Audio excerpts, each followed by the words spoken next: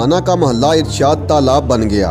انتظامیہ کی لاپرواہی کی وجہ سے شہریوں کی زندگیاں خطرے میں پڑ گئیں۔ اس حوالے سے آپ کو مزید آگاہ کرتے چلیں، شہر بھوانا کے وسط میں واقع محلہ ارشاد جو کہ اکثر سیوریج کے مسائل کا شکار رہتا ہے اور گزشتہ کئی دنوں سے محلہ ارشاد کے باسی سیوریج کے پانی سے گزرنے پر مجبور ہیں۔ 5 دن سے محلہ کے تمام راستے بند ہو چکے ہیں۔ شہری اپنے گھروں میں محصور اور لوگوں کے کاروبار بھی ٹھپ ہو چکے ہیں۔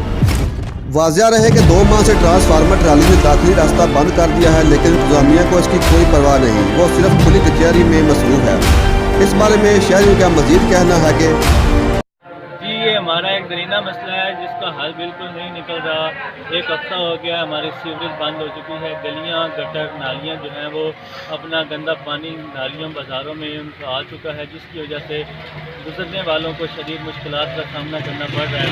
ہمارا اعلیٰ حکام سے یہ مطالبہ ہے کہ ہمارے اس مسئلے کو ہنگامی بنیادوں پر حل کیا جائے تاکہ ہم اس عذاب اور مصیبت سے چھٹکارا پا سکیں۔